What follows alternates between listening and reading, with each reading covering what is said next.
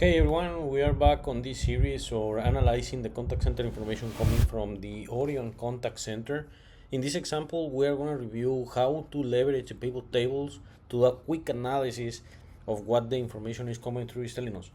So in this case, we are going to take a look at agent performance. That is very important in contact centers. So for agent performance, what we need to do here is to see what data we can leverage.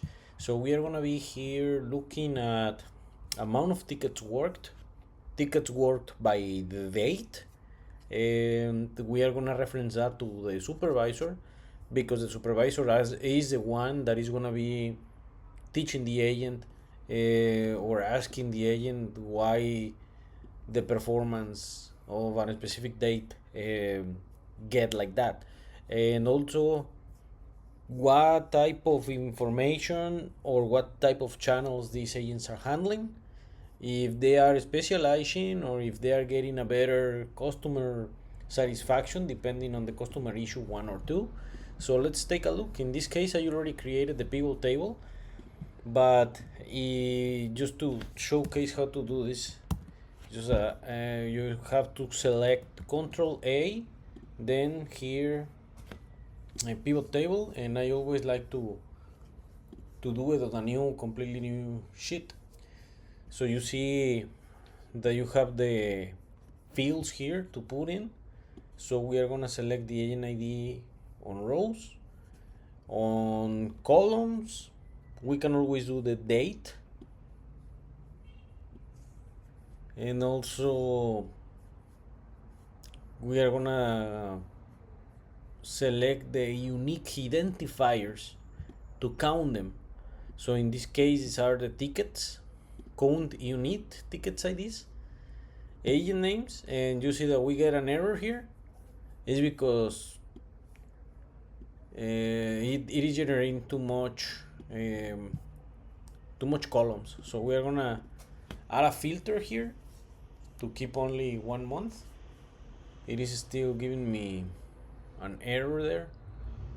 So let's see if we can, just for the purpose of using this pivot table. I don't like personally to use pivot tables, but sometimes they are useful, like to start exploring what the information tells you, and just to put your mind together to see how you're gonna be leveraging this information. And well, in this case, we see that each agent is having handling of 1 or 2 tickets per date. So this is very little. Yeah, one ticket per actual date. So, but you get the point, right? You get the point that on how to use a pivot table. In this case, we wanna see amount of tickets handled by date. So let me erase the pivot table and let me teach you how we would do this with formulas, which I like better. So in this case, we have to leverage, we have to know exactly how many agents we have. So for this purpose, we are gonna use the unique formula. So we're gonna then select the whole thing, because if we need to convert this into a table, we cannot have the top as a formula. So that's why we need to change it to values. And then we're gonna start here with, let's go with April 2026.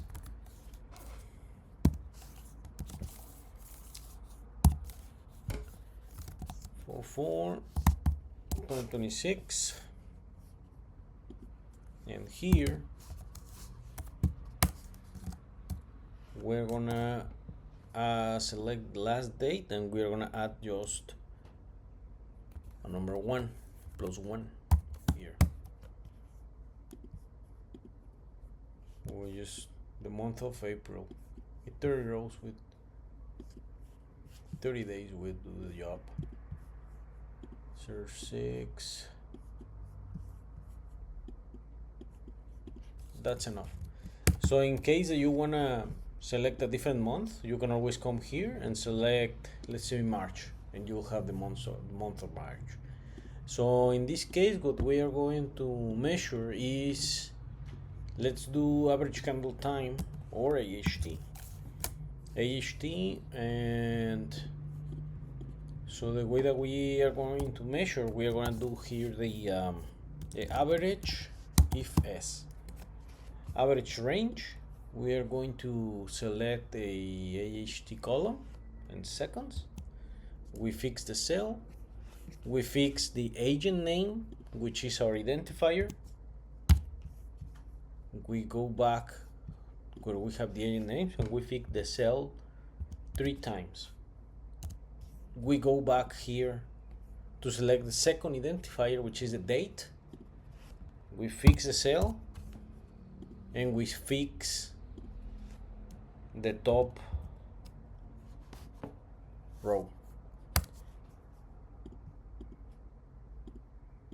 In this case, I don't know why the formula is always giving me that mistake, like I am placing the formula in the wrong place, and I don't know why it does that, but I remember I put it here, but okay.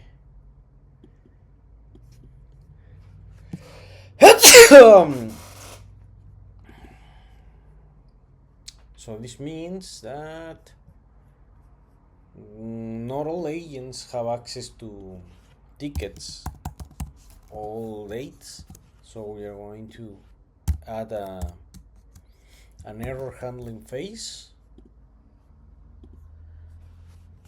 It gave me error. What the if error?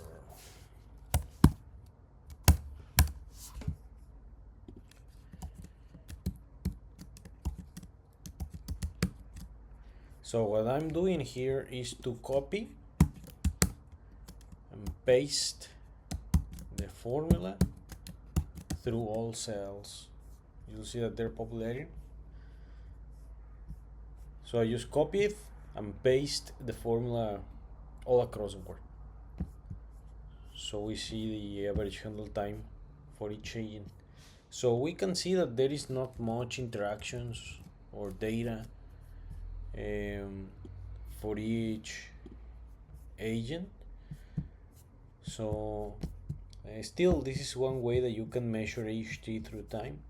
For example, here you see that this agent had 511 seconds one day, and the very next day he increased his handle time by 100 seconds.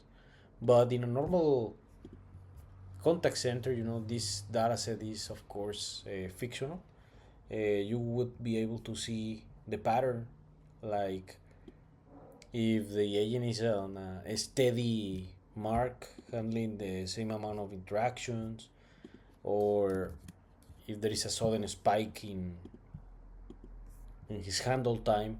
So you are able to detect patterns when you measure the information this way, and you don't have the downside of the pivot tables, that whenever you keep adding rows to the same data, sometimes the pivot tables change their structure and it's not very useful to use them anymore. So that's why I do not like to use pivot tables, and I prefer to do it this way when I am measuring productivity at agent level. So in this case, we worked on handle time with some conditional formatting, but this can be service level, this can be volume by agent, this can be chats handled, this can be phone calls handled, phone calls with CSAT, DSATs. You can turn it in whatever KPI you can think of. So that's I personally use this a lot, and not only with agents, but you can also try this with channels, with line of businesses, and we're gonna be looking at some examples a little later. So By the end of this series on the Orion Contact Center, we're gonna also build an interactive dashboard to help us understand a little bit more of this data set, and that would be it for this video recording, analyzing agent productivity. Please subscribe to this channel, give me a like, give me a thumbs up, or drop me a comment if you think that this information on how to analyze the contact center information works for you. And yeah, feel free to ask me questions if you have any specific KPI that you want to know, or what insights do you think you can leverage with this visibility.